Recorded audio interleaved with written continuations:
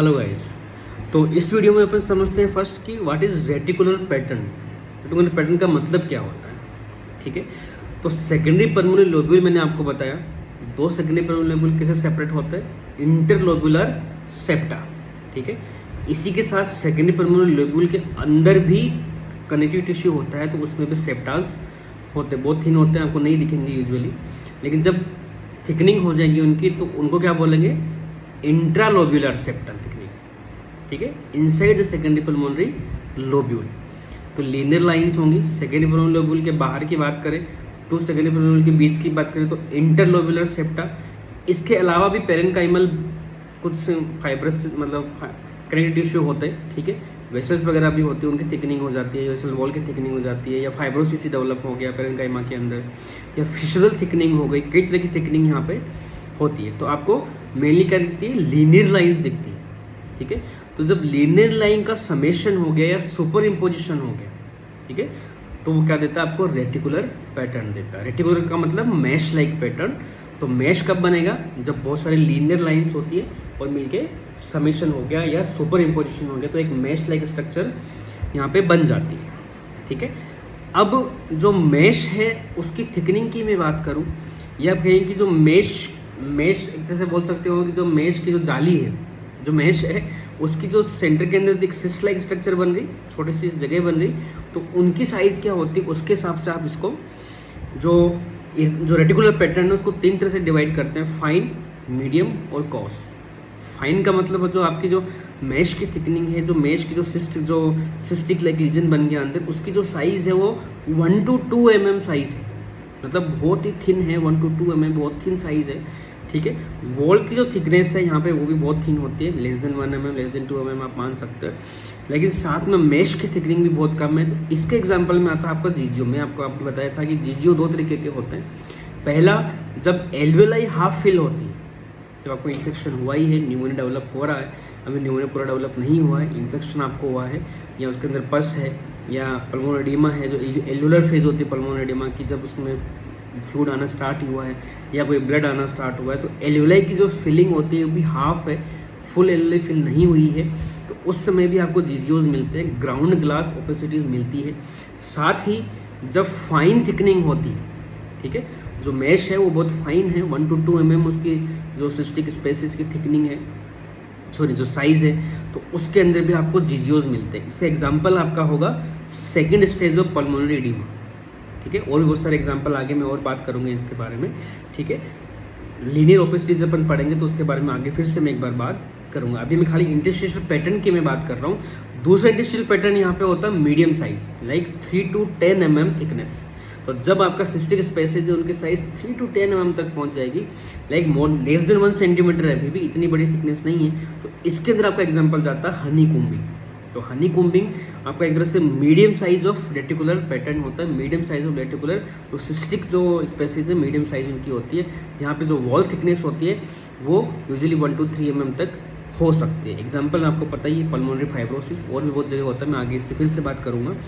तीसरा है कोर्स, जब आपकी सिस्ट की साइज थोड़ी सी बड़ी है, 1 cm से ज़्यादा हो गई है, यहाँ पे अब छोटी सिस्ट आपको बहुत सारे एक जगह आपको दिख रही है, तो यहाँ पे आपका एग्जाम्पल आता है सिस्टिक लीजन्स, ठीक है। यहाँ पे पेरेन्काइमा डिस्ट्रक्शन होने लग जाता है धीरे धीरे, क्योंकि साइज बढ़ी होगी तो पेरेन्काइमा डिस्ट्रक्शन होने लग गया, तो अब सिस्टिक लीजन इसमें एग्जाम्पल जाता है आपका LCH।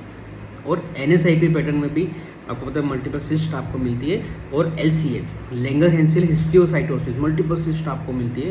तो that is coarse pattern of reticular pattern का जो कोर्स टाइप हो गया, यहाँ पे जो सिस्टिक स्पेसिस की साइज है मोर देन 10 mm यहाँ पे अभी होती है। तो रेटिकुलेशन जो होता है वो किस तरह से बनता है उसकी मैं फिर से एक बार बात करने जा रहा हूँ। ये तो मैंने बताया कि रेटिकुलर जो पैटर्न है उसका जो सिस्ट की जो स्पेसिस की साइज की बात की। अब जो रेटिकुलेशन जो है, जो आप बोल सकते हो कि सेकेंडरी पल्मोनरी लोब्यूल के जो सेप्टा है उसकी थिकनिंग हुई है या इंटरलोब्यूलर थिकनिंग हुई है, वो किस तरह से होती है उसके अकॉर्डिंग भी यहाँ पे डिवीजन है। तो आइदर फ्लूइड हो सकता है, जो सेप्टा है उसके अंदर आपका, जैसे पल्मोनरी एडिमा की मैं बात करूँ तो इंटरस्टिशियल स्टेज पल्मोनरी एडिमा की जो फ्लूइड ओवरलोड यहाँ पे हो गया कि लेफ्ट वेंट्रिकुलर फेलियर हो गया, अंदर फ्लूइड ज़्यादा है लंग्स के अंदर, तो फ्लूइड कैपिलरी से निकल के बाहर आ गया, तो सेप्टा की थिकनिंग यहाँ पे हो जाती है ड्यू टू फ्लूइड, ठीक है। तो स्मूथ थिकनिंग होगी, बिल्कुल स्मूथ सा आपको, बिल्कुल सेप्टा आपको थिकनिंग दिखा देगा, स्मूथ दिखा, कोई इरेगुलरिटी आपको नहीं दिखेगी। सेकेंडरी परमोनरी लोब्यूल आपको दिख जाता है इसके अंदर अच्छे से, और थिकनिंग आपको दिखती है। तो फ्लूइड। दूसरा फाइब्रस टिश्यू, यदि फाइब्रोसिस हो गया, जैसे NSIP UIP पैटर्न्स होते हैं जिनमें फाइब्रोसिस आता है, क्रोनिक LCH है ना, क्रोनिक HP है, ठीक है, इनके अंदर ऐसा हो जाता है, तो यहाँ पे फाइब्रस थिकनिंग हो जाती है। फाइब्रस टिश्यू आ गया तो भी सेप्टल थिकनिंग होती है, रेटिकुलर पैटर्न आपको मिल सकता है। और तीसरा आता है इनफिल्ट्रेशन ऑफ सेल्स, आपकी जो सेकेंडरी परमोनरी लोब्यूल जो सेप्टम है बीच में, उसका इन्फिल्ट्रेशन हो गया सेल्स में, तो यहाँ पे मुझे ब्रोंकियल कार्सिनोमा हो गया, सार्कोइडोसिस हो गया, मतलब सेल्स आ गई यहाँ पे, जो नोडुलर पैटर्न, यहाँ पे नोडुलर पैटर्न यूजली आपको मिलेगा, ठीक है।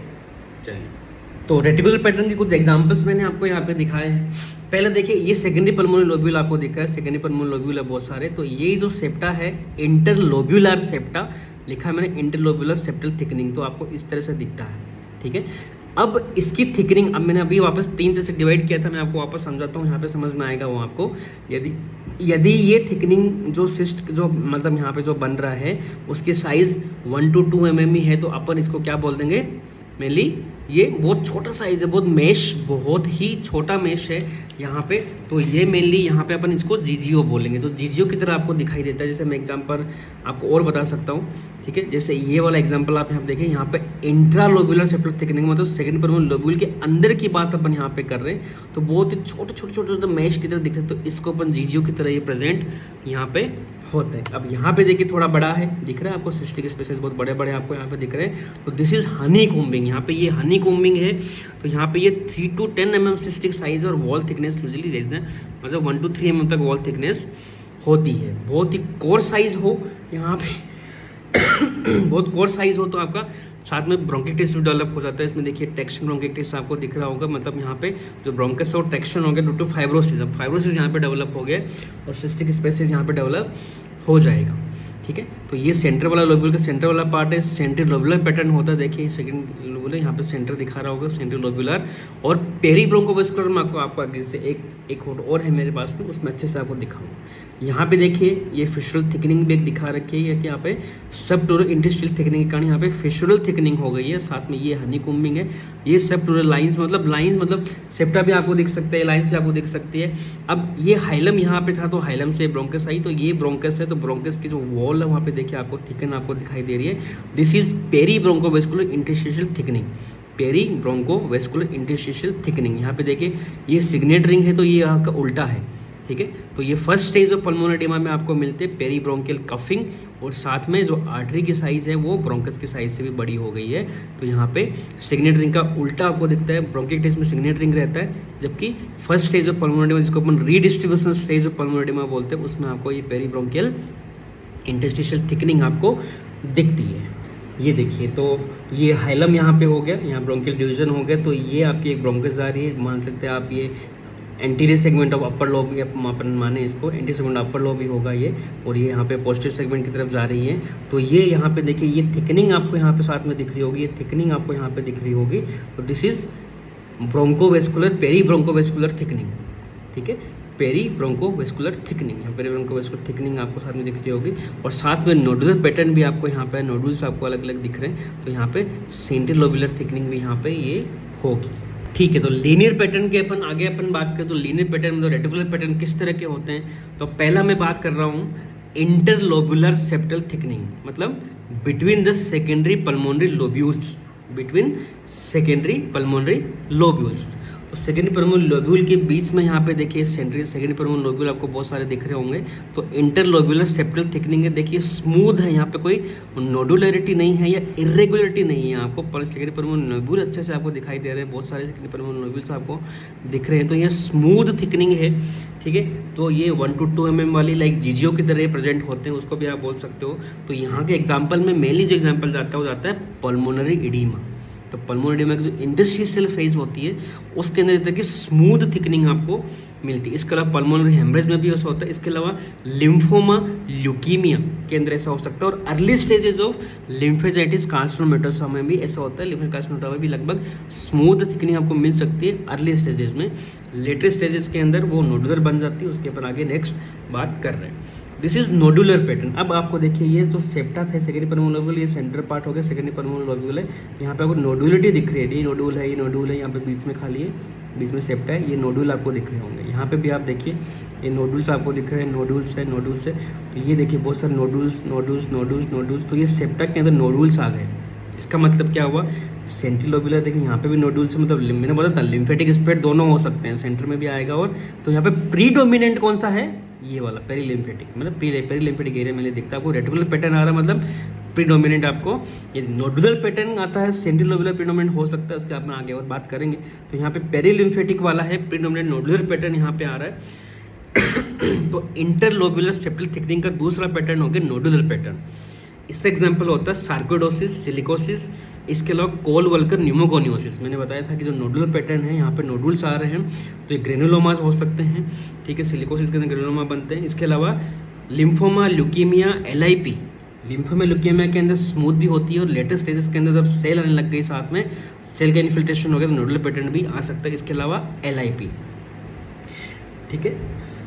लिम्फोसाइटिक इंटरस्टिशियल न्यूमोनिया, तो यहाँ पे लिम्फोसाइट्स का इन्फिल्ट्रेशन होता है, इसलिए नोडुलर पैटर्न भी आपको मिलता है। तीसरा इरेगुलर है, यहाँ पे आपको ना तो स्मूथ थिकनिंग मतलब सेकेंडरी परमोनल लोब्यूल अच्छे से दिख रहा है, ना आपको नोडुल, मतलब इन दोनों का मिक्स आप यहाँ पर आप देख पा रहे हो। यहाँ पे नोडुल्स भी साथ में दिख रहे हैं और साथ में सेप्टल थिकनिंग भी रहेगी, मतलब एक इरेगुलर सा पैटर्न यहाँ पे आपको रहेगा। तो इरेगुलर पैटर्न के अंदर मेनली जो ये होता है, ये UIP पैटर्न के अंदर इरेगुलर पैटर्न होता है, UIP अथवा एस्बेस्टोसिस अथवा सार्कोइडोसिस के latest stage fibrotic stage sarcoidosis के होते हैं, उसके अंदर भी ऐसा मिल सकता है। HP में भी ऐसा मिलता है, साथ में एयर ट्रिपिंग वगैरह रहती है HP में, तो HP में ऐसा मिल सकता है। तो मेनली यहाँ पे ये UIP पैटर्न होता है, वो एक इरेगुलर सा गंदा सा एकदम डर्टी सा पैटर्न रहता है, ठीक है। साथ में लेकिन हनीकॉम्ब भी होते हैं, तब अपन उसको UIP बोलते हैं।